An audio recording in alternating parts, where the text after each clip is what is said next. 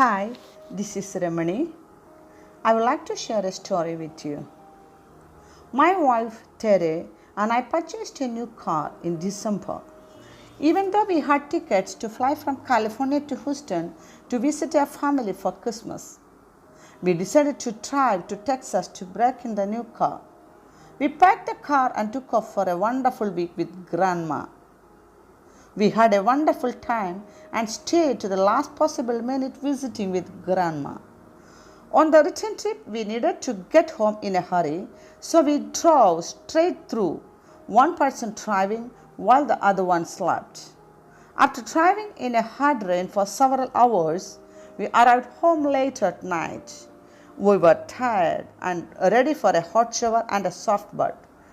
I had the feeling that no matter how tired we were, we should unpack the car and that night, but all Terry wanted was the hot shower and soft bath. So we decided to wait to unload the car in the evening. At 7 o'clock in the morning, we got up refreshed and ready to unpack the car. When we opened the front door, there was no car in the driveway and looked at each other again. Then Terry asked the wonderful question, "Well, where did you park the car?"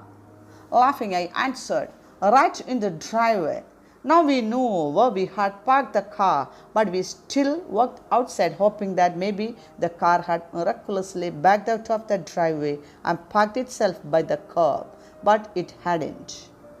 Stunned, we called the police and filed a report that activated our high-tech tracking system. To be on safe side, I also called the tracking system company. They assured me they had a 98% recovery rate within 2 hours. In 2 hours, I called again and asked, "Where is my car?" "We haven't found yet, Mr. Harris, but we have a 95% rate recovery within 4 hours.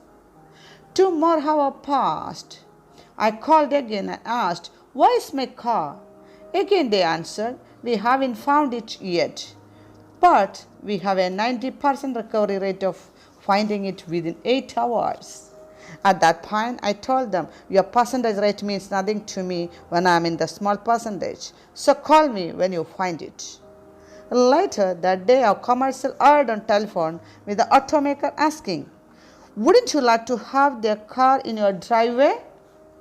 I responded, "Sure, I would. I had one yesterday." As the day unfolded, Terry became increasingly upset as she remembered more and more of what had been in the car: our wedding album, irreplaceable family photos from past generations, clothes all of us, our camera equipment, my wallet, and our checkbooks, just to name a few. These were items of little importance to our survival, yet they seemed of major importance at that moment. Anxious and frustrated, Terry asked me, "How can you joke about this when all of these things and our brand new car are missing?" I looked at her and said, "Honey, we can have a stolen car and be all upset, or we can have a stolen car and be happy. Either way, we have a stolen car. I truly believe our attitudes and moods are choices, and right now I choose to be happy." 5 days later, our car was returned without a trace of any of our belongings and with over $3,000 worth of damage to the car. I took it to the dealer for repair and was happy to hear they would have it back to us within a week. At the end of that week, I dropped off rental and picked up our car. I was excited and relieved to have our own car back. Unfortunately, these feelings were short-lived. On the way home, I rear-entered another car right at our freeway exit ramp. It didn't hit that car I ran into, but when I got out to survey the damage, the left front tire went flat. As I was standing in the driveway looking at the car, kicking myself in tail for hitting the other car, Tere arrived home. She walked up to me, looked at the car and then at me.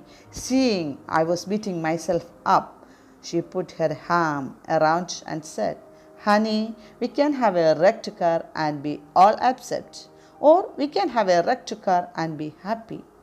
Either way, we have a wrecked car, and so let's choose to be happy." I surrendered with a hearty laugh, and we went on to have a wonderful evening together. That's all, my friends. Thank you. Press the bell icon on the YouTube app and never miss another update.